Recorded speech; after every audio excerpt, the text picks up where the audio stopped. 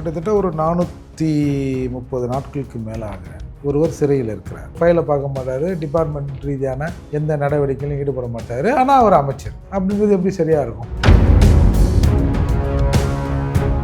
நீதிமன்றம் கேட்குது, என்னையா இப்போ தானே 2 நாளில் விட்டு அதுக்குள்ளே எப்படி அமைச்சரானாங்க அப்படின்னு கேட்ட உடனே அது பெரிய 2-3 வாய்தாக்கள் போய் அப்புறம் அதான பிறகு எனக்கு அது வேணாங்க இது அப்படின்னு வந்துட்டாருன்னா இது எவ்வளோ ஒரு கேவலமான நிலை. அதற்கு தான் இன்னைக்கு மத்திய அரசு ஒரு முற்றுப்புள்ளி வைக்க முயற்சி செய்கிறது.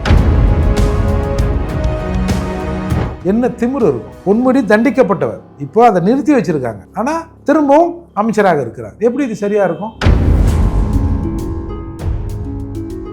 சார் வணக்கம் சார். மக்களவையில் 130வது சட்ட திருத்த மசோதாவை மத்திய உள்துறை அமைச்சர் அமித்ஷா அறிமுகப்படுத்தியிருந்தாரு. அதற்கு எதிர்க்கட்சிகள் திமுக, காங்கிரஸ் உள்ளிட்ட பல்வேறு எதிர்க்கட்சிகள் அந்த அறிக்கையை கிழிச்சு மிகப்பெரிய ஒரு கலைபரத்தில் ஈடுபட்டிருந்தாங்க. இந்த சட்ட திருத்த மசோதாவை இப்போ அறிமுகப்படுத்த வேண்டிய தேவை என்ன? அதனுடைய பின்னணி என்ன சார்? இந்தியாவுக்கு தமிழகம் முன்னோடியாக இருக்கிறது அப்படிலாம் சொல்லி நம்ம கேள்விப்பட்டிருக்கோம். கிட்டத்தட்ட ஒரு 430 நாட்களுக்கு மேலாக ஒருவர் சிறையில் இருக்கிறார். அமைச்சராக இருக்கிற போது கைது செய்யப்படுகிறார், சிறைக்கு போகிறார். சிறையில் பொறுப்புகள் இல்லாத அமைச்சராக அவர் இருக்கிறார். பொறுப்புகள் இல்லாத அமைச்சர்னா அமைச்சருக்கு உண்டான அனைத்து விதமான சலுகைகள் அவருக்கு வழங்கப்பட்டவை எல்லாம் அங்கங்கே அவர் வீட்டில் இருக்கும். அவர் ஜெயிலில் இருக்கார், அவர் வீட்டில் இருக்கும். ஆனால் இவர் ஒரு ஃபைலை பார்க்க மாட்டார், டிபார்ட்மெண்ட் ரீதியான எந்த நடவடிக்கையிலும் ஈடுபட மாட்டார். ஆனால் அவர் அமைச்சர் அப்படின்றது எப்படி சரியாக இருக்கும்? நீதிமன்றம் சிறைக்கு அனுப்பிச்சு, சிறைக்கு போய் சிறையிலே இருந்தார். நான் ஒன்றும் இது என்னோடய பவர், முதலமைச்சரோட பவர், அவர் எப்போ எடுக்கிறாரோ எப்போ நீக்கிறாரோ அது வரைக்கும் நான் இருப்பேன் அப்படின்னு சொன்னவர் ஒரு கட்டத்தில் நீதிமன்றம் கேட்குது, எப்படியா இது ஒன்று? அதாவது நீங்கள் பார்த்தீங்கன்னா இந்த ரோடுகளில் ஓல் திஸ் ஆர் திஸ்ன்னு இருக்கும். ஒன்று லைசன்ஸை போடு, இல்லைனா குடிச்சிட்டு வண்டி ஓட்டாதுன்னு இருக்குங்களா? அந்த மாதிரி ஒரு கண்டிஷனுக்கு நீதிமன்றம் வந்துடுச்சு. உங்களுக்கு இது வேணுமா அது வேணுமான்னு பிறகு அதை அவர் சிறையிலேருந்து வந்த பிறகு சரி, அதற்கு முன்னாடி உள்ளே இருந்த போதும் சரி, அவர் ராஜினாமா செஞ்சுட்டு வெளியே வர்றாரு. வெளியே வந்துட்ட பிறகு உடனடியாக அவருக்கு மந்திரி சபையில் இடம்பெறப்படுகிறது. அது சுப்ரீம் கோர்ட்டில் அப்பீல் ஆகுது.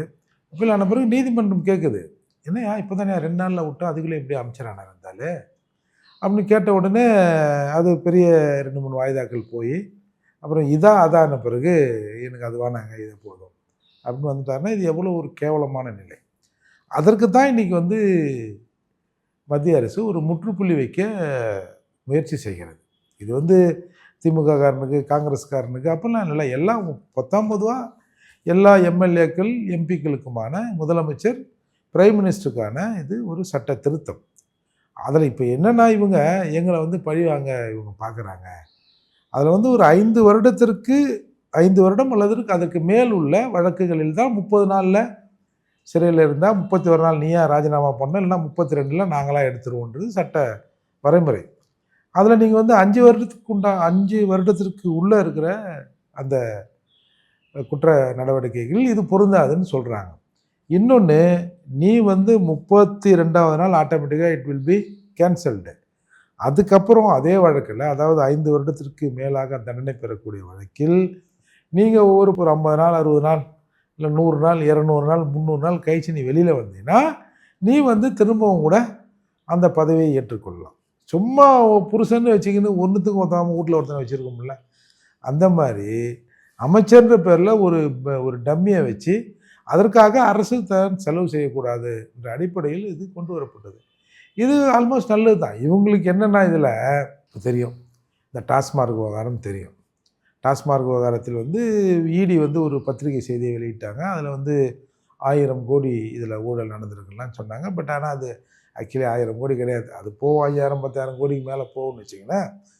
இதற்கு இடையில் ஒரு பேச்சு வந்தது, 1000 கோடி ஊழல்னு சொல்லிட்டு இடி அப்படியே விட்டுடுச்சு அப்படின்னு ஒரு செய்தி வந்தது. அதுக்கப்புறம் ஒரு செய்தி இல்லை தேர்தல் சமயத்தில் இதை சுற்றி வளைச்சிருவாங்க அப்படின்னு ஒரு செய்தி வந்தது. அப்படி இருக்கிற போது தேர்தல் சமயத்தில் திமுகவை முடக்குவதற்காக இந்த சட்டம் வந்திருக்கிறது. ஒரு 30 நாள் உள்ளே இருந்துட்டாங்கன்னா ஆட்டோமேட்டிக்காக முதல்வர், துணை முதல்வர், அது இதுன்னு இவங்களுக்கு யார் யார் வேணுமோ அவங்களோட பதவிகளெல்லாம் ஆட்டோமேட்டிக்காக பறிக்கப்படும் அதால் தேர்தல் ஈஸியாக வெற்றி பெற்றுருவாங்க அப்படின்னு ஒரு கணக்கு போடுறதா? நீங்கள் ரோட்டில் உட்காந்துனே இருப்பான், ஒரு போலீஸ் சேருன்னு கேட்டால் யார் போயிடுவான்? சாதாரணமாக ஒரு டீக்கெல்லாம் உட்காந்துன்னு இருக்கிறோம், டீ சாப்பிட்றோம், சாதாரணமாக ஒரு 10-50 பேர் வேணால் 50 பேர் கம்முன்னு தான் இருப்பான். எவன் அந்த மாதிரியான நபரோ அவன் மட்டும் தான் கீழே குனிஞ்சிக்கின்னு எந்த பக்கம் வருது பேர் வண்டின்னுவான். அந்த மாதிரி தான் இன்றைக்கு பல கட்சிகள் இதை எதிர்க்கிறதா நான் பார்க்குறேன். ஆனால் இதற்கு முன்பு சட்டங்கள் இருக்கு இல்லையா? அப்போ ஏன் இந்த சட்டம்? ஒரு குற்றம் சாட்டப்பட்டவன் குற்றவாளியா இல்லையா என்பதை நீதிமன்றம் தான் இறுதியில் முடிவு பண்ணும். ஆனால் இதில் 30 நாளுக்குள்ளே நாங்கள் முடிவு பண்ணுவோம். எதிர்க்கட்சிகள் விசாரணை செய்யாமலே இந்த மனு இவங்களுடைய வழக்கை விசாரணை செய்யாமலே இழுத்துன்னு போவாங்க. அந்த வழக்கை இவங்களுக்கு ஜாமீன் கொடுக்க முடியாத அளவுக்கு இழுத்துனே போவாங்க, விசாரிக்கவே மாட்டாங்க. இது ஒரு ரொம்ப அழுத்தம் கொடுத்து இந்த கூட்டணிக்கெல்லாம் வர வைக்கிறது, இல்லை அவங்களுடைய முடக்கம் செய்யக்கூடிய நடவடிக்கை அப்படின்ற பொழுது. ஏன் நீங்கள் சொல்லுங்களேன், நீ என்ன சட்டத்தை ஒன்றாலும் கொண்டு வாயா, நாங்களாம் அப்பொழுது கட்டுறவன், நாங்கள் திருட மாட்டோம், இது வரைக்கும் நாங்கள் திருடலை, அப்படி சொல்லிட்டு போங்களேன். அப்படி சொல்லுறதுக்கு யாராவது வாய்ப்பு இருக்கா? இப்போ பிரச்சனையே ஒரு ஈடியை விட்டு நீங்கள் எங்களை உள்ளே வச்சுட்டு 30 நாளில் உள்ளே வச்சுட்டு என்னைய பாட்டு நீங்கள் பதவியிலேருந்து எடுத்துகிட்டு அதுக்கப்புறம் நான் ட்ரெயினில் வரதோ இல்லை ஒரு 200 நாள் 300 நாள் உள்ளே வச்சுன்னா அது வரைக்கும் என்னோடய நடவடிக்கை நீ முடக்கிடுவ, என்னோட அதிகாரத்தை நீ பறிச்சிருவங்கிறதானே தவிர. சார் நீங்கள் இப்போ நம்ம சட்டமன்றம் இருக்குல்ல, இந்தியா முழுக்க இருக்கிற மாநிலங்களில் 45% எம்எல்ஏக்கள் கிரிமினல் சார்ஜஸில் இருக்கிறான், சின்ன சின்ன குற்றம். 29% எம்எல்ஏ சீரியஸ் க்ரைமில் இருக்கிறான், மர்ட்ரு, மணி லாண்ட்ரிங்கு, ரேப்பு, இந்த மாதிரி கேஸில் இருக்கிறான். இது இருக்கத்தானே செய்யுது. அப்போது நீங்கள் எம்பிக்களில் 46% இந்திய பாராளுமன்றத்தில் கிரிமினல் சார்ஜஸில் இருக்கிறாங்க. இது நாட் ஈவன் காங்கிரஸ், திமுக, அவங்க இவங்க அப்படிலாம் இல்லை, ஆல் பார்ட்டிஸ், பிஜேபி கட்சியில் இருக்கிறவங்க கூட இதில் இருக்கிறான். அப்போது இவங்க என்ன சொல்கிறாங்க, பிஜேபி கட்சிக்காரர்களை இவங்க யாரும் பிடிச்சி போட போகிறதில்ல, எங்களை பிடிச்சிருவாங்கன்ற ஒரு அச்சம் இவர்களுக்கு இருக்குது. திருடர்களுக்கு ஏற்படுகிற சாதாரண அச்சம் இவர்களுக்கு ஏற்பட்டுருக்கு. ஸோ இப்போ தேர்தல் முடிஞ்சு ஒரு மக்களால் தேர்ந்தெடுக்கப்பட்டாங்க அவங்க ஆனால் தேர்ந்தெடுக்கப்பட்டவங்களை நம்ம இப்படி பண்ணுறோம். அதுக்கு முன்னாடியே நம்ம இவங்க மேலே இத்தனை குற்றங்கள் இருக்குது, குற்றச்சாட்டுகள் இருக்குது, இத்தனை வழக்குகள் இருக்குன்னு சொல்லிட்டு அவங்கள தேர்தலுக்கு முன்னாடியே தேர்தலில் போட்டியிடுறதுக்கு தடை, அது போன்ற நடவடிக்கைகளை மேற்கொள்ளலாம் இல்லைங்க சார்? அப்படின்னா நம்ம எங்கே சார் எம்எல்ஏ எம்பிக்கு எங்கே சார் போகிறது? இப்போ நீங்கள் ஆரம்பத்தில் கட்சி ஆரம்பிக்கிறதுக்கு ஊருக்குள்ளே போனோன்னு வச்சிங்களேன், யோகியெல்லாம் வரமாட்டான். கொஞ்சம் அப்படி இப்படி சாராயம் வைக்கிறவன், அதை வைக்கிறவன், இதை வைக்கிறவன், ஓட்டுறவன், எகிறவன், பதுங்குறவன், மச்சான் கட்சி ஆரம்பிச்சுனா போலீஸ் வந்தால் பார்த்துக்கலாம்டா, அப்படி தான் சார் இருப்பான். நார்மலாக இருக்கிறவன் நமக்கு எதுக்கு வம்பு, கட்சி அது இதுன்னு போனோம்னா எதாவது ஆகிடும் அப்படின்னு பயந்து ஓடுவானுங்க சார். அப்படி இருக்கிறபோது நம்ம அப்புறம் எங்கே தான் போய் தேர்றது எம்பி எம்எல்ஏக்களை? அதனால் இப்போ ஏற்கனவே உங்களுக்கு இருக்கு இல்லையா, 2 வருடம் தண்டனை கிடைத்தால் 4 வருடமே இன்னும் நிற்கக்கூடாதுன்னு இருக்குது. ஆனால் நீ திருடுவ, ஊர் பணத்தை கொள்ளையடிப்ப, உன்னை நான் ஜனங்க ஜனநாயக ரீதியில் தேர்ந்தெடுத்தா நீ திருடுறதுக்கு தான் நீ போவியா? நீ திருடுவ, ஏன்டா திருடன்னு ஜெயிலில் போட்டால் நீ ஜெயிலே நான் அமைச்சராக இருக்கிறேன்ப. இது ஜனநாயகத்துக்கு அசிங்கம் இல்லையா? சொல்லுங்கள். அதனால் இந்த சட்டம் சார், ஒவ்வொரு சட்டத்திலும் பல நன்மைகள் இருக்கும், சில தீமைகள் இருக்கும். சட்டத்தை யார் கையாள்வது அப்படிங்கிறத பொறுத்து தான் அதில் இருக்குது. இப்போ எல்லாம் வெளிப்படையாக சொல்கிறாங்க, பிசிஆர் சட்டம் தவறாக கையாளப்படுகிறது அப்படின்னு ஒரு பேச்சு எல்லாவனுக்கும் இருக்கும். எப்படி இடஒதுக்கீடு அப்படின்னா, இடஒதுக்கீடுனால எஸ்சிங்க தாயா, இவனு தான் படிக்காமல் கொள்ளாமல் வந்துடுறானோ, எங்கே பார்த்தாலும் இடஒதுக்கீடில் வந்துடுறான்றான். அது உண்மையா? போய் 19% நாங்கள், மிச்சம் 50% யாருங்க இந்த நாட்டில்? மற்ற சகோதரர்கள் மொத்தம் 69. இடபிள்யூசி இங்கே வரல, சேர்த்தா அது 79 ஆகிடும். அப்போ 69 பேர் இடஒதுக்கீட்டில் போகிறோம். அதில் நாங்கள் ஒரு 19 பேர்னு வைங்க, மிச்சம் 50 பேர் யாருங்க?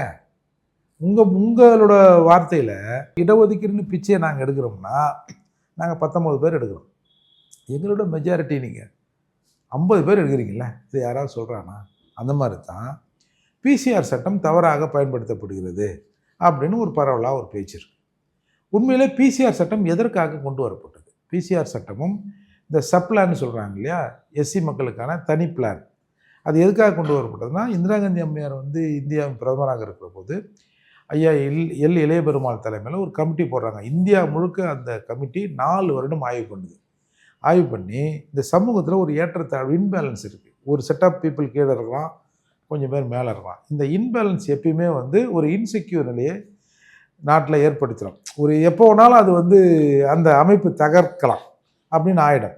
அப்படின்றதுக்காக இந்த மக்களை கொஞ்சம் சிறப்பு சலுகை கொடுத்து இதை கொஞ்சம் தூக்கி விடணும். தூக்கி விட்டு சமமாக்கிட்டோம்னா எல்லாரும் சமம் என்கிற போது பிரச்சனை வராதுன்றதுக்காக தான் அந்த கமிட்டி ஆய்வு பண்ணி ஒரு 25 பரிந்துரைகளை கொடுக்குது. அதில் ஒன்று தான் இந்த எஸ்சி அட்ராசிட்டி ஆக்டும் சப்ளானும். அப்படி கொடுக்கப்பட்டதை இவன் என்ன சொல்கிறான், சமூகத்தில் வந்து பிளவு ஏற்படுத்துறதுக்காக தான் அந்த சட்டம் பயன்படுத்தப்படுது, இது எல்லா இடங்களிலும் தவறாகவே பயன்படுத்தப்படுது. பொதுவாக இதை அந்த சட்டத்தை பற்றி தெரியாதவன், அதில் பாதிக்கப்பட்டவன் எல்லாருமே சொல்லுவான். இப்போ நீங்கள் சொல்லுங்கள், அந்த சட்டம் எப்படி தவறாக பயன்படுத்தப்படும்? இப்போ நான் ஒரு எஸ்சி, நான் ஒரு பறையர்னு வச்சுங்க, நானாக போய் உங்கள் பேரில் ஒரு எஃப்ஐஆர் போடுற இருந்தால் பேரில் அப்படின்னு நான் எழுதிட முடியுமா? ஒரு இன்ஸ்பெக்டரோ இல்லை டிஎஸ்பியோ, ஆக்சுவலாக அதை டிஎஸ்பி தான் போடணும்னு வச்சுங்க, டிஎஸ்பி குறையாத அதிகாரிகள் அதில் வந்து விசாரிக்கக்கூடாதுன்னு சொல்கிறான். ஏன்னா கீழே இருக்கிறவங்க அங்கே எங்கே எதனா வாங்கி தின்னு இருப்பான். கொஞ்சம் டிஎஸ்பி லெவல்லாம் அவர் நேரடியான மக்களோட தொடர்பு இருக்காது, சில விஷயங்களை மட்டும்தான் அவர் நேரடியாக வருவார். அவர் ஹையர் அஃபீஷியல்ன்றதெல்லாம் அவர் கொஞ்சம் நேர்மையாக விசாரணை பண்ணுவார். ஒரு இன்ஸ்பெக்டர் லெவலில் இருக்கிறாருன்னா அவர் வந்து அந்த அந்த சரகத்தில் இருக்கிற முல்லை மாதிரி முடிச்சவங்களாம் தொடர்பு கூட இருப்பார். அதால் அது வேண்டாம், ஒரு ஏசியை வச்சு விசாரிக்கணும்னு சொல்கிறான். அப்போது அவரோட துணை இல்லாமல் இல்லை ஒரு இன்ஸ்பெக்டரோட துறை இல்லாமல் அந்த வழக்கை தப்பாக பயன்படுத்த முடியுமா? இப்போ ஒரு தடவை இந்த மாதிரி இந்த பிசிஆரை எடுக்கணும்னு சொல்லிட்டு தலைமைச் செயலகத்தில் ஒரு கூட்டம் நடந்தது. அன்றைக்கு இருந்த பூவை மூர்த்தியார் அந்த கூட்டத்தில் கலந்து கொள்ள போகிறாரு, அவரை அனுமதிக்கலை. அப்போது பெரிய பிரச்சனைலாம் நடந்து அப்புறம் அண்ணன் வந்து செக்ரட்டரிக்குள்ளே போய் அந்த கூட்டத்தில் கலந்துக்கிறார். அப்போ பெரும்பான்மையானவர்கள் இந்த சட்டம் தவறாக பயன்படுத்தப்படுகிறது, அதனால் இதை எடுக்கணுன்றாங்க. அப்போ மூர்த்தி என்ன சொல்கிறாரு, இப்போ இருக்கிற ஐபிசி, இப்போ பிஎன்எஸ் மாதிரி போச்சா, ஐபிசி கொடுத்தா தவறாக பயன்படுத்தப்படுது. பல இடங்களில் வந்து ஒரு குற்றம் நடக்குதுன்னா குற்றவாளிகள் தப்பிக்க வைக்கப்படுகிறார்கள், தப்பிக்கிறான். அதற்காக இது தவறாக பயன்படுத்திருந்ததால் இந்த சட்டத்தை எடுத்துட முடியுமா? இது எடுத்துட்டா இந்தியா இயங்குமா? அந்த மாதிரி தான் இதை கையாள்பவர்களை நீங்கள் சரியாக போடுங்க, இதை கையாளுவதற்கான வழிமுறைகளை வகுங்க, அதுக்கப்புறம் நீங்கள் வந்து பேசுங்க, அதனால் இந்த சட்டத்தை எடுக்கக்கூடாதுன்னு பேசுகிறாரு. அதே மாதிரி தான் இந்த சட்டம் இன்றைக்கு பிஜேபி இருக்குது, இந்த சட்டம் வந்துடுதுன்னு வச்சுங்க. இப்போ வந்து இது பார்லிமெண்ட் ஸ்டாண்டிங் கமிட்டிக்கு போயிருக்கு, அங்கே ஒரு 31 பேர் இதை ஆய்வு பண்ணுவான்னு வைங்கள, இந்த சட்டம் வந்துடுதுன்னு வச்சுங்க. சரிங்க, இப்போ பிஜேபி இதை பயன்படுத்துது, நாளைக்கு காங்கிரஸ் வந்தால் என்ன பண்ணும்? ரொம்ப நேர்மையாக பயன்படுத்துமா? தப்பு செய்யாமல் இருங்கடா, என்னத்துக்கு திருடிட்டு நீ ஜெயிலுக்கு போவா, உன் கூடிய எம்பி எம்எல்ஏ அமைச்சர்னு பதவி ஒட்டுன்னு வருமா? அப்போ ஓட்டு போட்டவன்லாம் ரோட்டில் நிற்கிறான், ஓட்டு இது கேவலம் தானே. இது உன்னை வந்து நீ வந்து இந்த நாட்டுக்கு சேவை செய்ய அரசியல் என்பது புனிதமானது. சட்டத்தை, அதாவது சட்டமன்றமும் பாராளுமன்றமும் சும்மா போய் உட்காந்துன்னு பேசிட்டு வரதில்லை சார், ரெண்டுமே சட்டம் இயற்றுகிற இடம். 2 இடத்துல மட்டும்தான் சட்டத்தை இயற்ற முடியும். அதற்காக தான் நீ போகிற. அங்கே போய் உட்காந்துன்னு திருடுறதுக்கு நான் வந்தேன், நான் திருடுவேன், திருடுவது என் உரிமை அப்படின்னு சொன்னால் அது எப்படி சரியாக இருக்கும்? இப்போ மண் திருட்டு போச்சு, இடி வந்து பார்த்தது போச்சு வந்தது. மண் திருடுக்கு யார் வந்து அத்தாரிட்டி? மண்ணுக்கு யார் அத்தாரிட்டி? டிஸ்ட்ரிக்ட் ரெவென்யூ தான். டிஸ்ட்ரிக்ட் ரெவென்யூ ஹெட் யார்? கலெக்டர். சரி, கலெக்டர்கிட்ட போய் கேட்குறாங்க, ஐயோ வாயா எங்கே என் மண்ணை காணுன்னு, போக வேண்டியது தானே. ஆனால் அரசாங்கம் கலெக்டருக்காக நீதிமன்றம் போகுது, என்னுடைய கலெக்டரை நான் விசாரணைக்கு அனுப்ப மாட்டேன். யோ பொருள் திருடு போயிருக்கியா, எங்கேயா பொருள்னு கேட்கறது கூட எங்களுக்கு உரிமை இல்லை அப்படின்னு கேட்ட பிறகு அப்புறம் நீதிமன்றம் சரி விசாரணைக்கு போகலான்னு சொல்லுது. அந்த மாதிரி தான் சார் இது. ஒருத்தன் வரான், ஒரு நல்ல சட்டம் இயற்றுகிற இடத்துல இருக்கிறான், அவன் திருடுறான், திருட்டு அவன் உள்ளே போய் அமைச்சராக நிற்கிறான். இதை தடுப்பதற்காக இந்த சட்டம் வந்திருக்கு. இதில் சாதக பாதங்களை இவர்கள் விவாதிக்கட்டும், இதில் ஏதாவது திருத்தணும் போனவனா வந்து விவாதத்தில் வரட்டும். ஆனால் ஒட்டுமொத்தமாக இந்த சட்டமே கூடாது என்பதற்கு என்கிற வாதம் வந்து சரியில்லாத வாதம். முதலமைச்சர் மு.க. ஸ்டாலின் வந்து இந்த சட்டம் வந்து அறிமுகப்படுத்தின அன்னைக்கு வந்து இந்த சட்டம் ஒரு கருப்பு சட்டம் அப்படின்ற போல விமர்சனம் செய்திருந்தாரு. அதுக்கு பதிலடியாக அமித்ஷா நெல்லையில் நடைபெற்ற பூத் கம்யூனிட்டி பாஜக பூத் கம்யூனிட்டி மாநாட்டில் பேசியிருந்தாரு. குறிப்பிட்ட பேரை சொல்லியே குறிப்பிட்டிருந்தாரு. பொன்முடி, செந்தில் பாலாஜி போன்ற ஊழல் அமைச்சர்களை வைத்திருக்கும் ஸ்டாலின் வந்து இந்த சட்டத்தை விமர்சிக்க எந்த தகுதியும் இல்லை அப்படின்ற போல அவர் விமர்சிச்சிருந்திருக்காரு. மக்களால் தேர்ந்தெடுக்கப்பட்ட ஒரு முதல்வர் ஒரு சட்டத்தை ஒரு விமர்சனம் செய்யறதுக்கு தகுதி இல்லையோ சார்? விமர்சனம் செய்வதற்கு எல்லாருக்கும் தகுதி இருக்குது. விமர்சனம் செய்வதற்கான தகுதி என்ன? ஒரு பிட் பாக்கெட்டு ஒரு கொள்ளக்காரனை பார்த்து திட்டுவாரா? நான் பிட் பாக்கெட் தான், அவன் கொள்ளக்காரன் எப்படி? எல்லாமே தப்பு தான். நீங்கள் ஒரு 20-25 வருடங்கள் இருக்கும், காஞ்சிபுரத்தில் ஒரு டிஎஸ்பி இருந்தார், நிறைய ரிட்டையர்டாக இருப்பார், பாலசுப்ரமணியமாக இன்னொன்று நினைக்கிறேன் அவர் பேர், ஏன்னா ரிட்டையர்டாக இருப்பார், பேரை சொல்லலாம். நைட்டில் வெஹிக்கிள் செக்அப் பண்ணுறாங்க, ஒரு ஏட்டு, அந்த ஏட்டு என்ன பண்ணிக்கிறாரு, வண்டியை நிறுத்தி ஏதோ காஞ்சிபுரம் மார்க்கெட்டுக்கு வண்டிங்க வரும்ல, காய்கறி ஏற்றின்னு கீரை வண்டி, கீரை லாரி அது. ஒரு சின்ன ₹1 ₹2 அந்த மாதிரி ஃபார்மாலிட்டிஸை கொடுத்துட்டு போயிருப்பாங்க சார். அடுத்து கொஞ்சம் தூரத்தில் அந்த எஸ்பி வந்து லுங்கி கட்டி நிற்கிறார். வண்டியை செக் பண்ணுறாரு. வண்டியை செக் பண்ண இப்போ தான் ஒரு இடத்துல அழுதேன், இங்கேயுமா அப்படின்னு காசு எடுத்து கொடுக்குறோம்.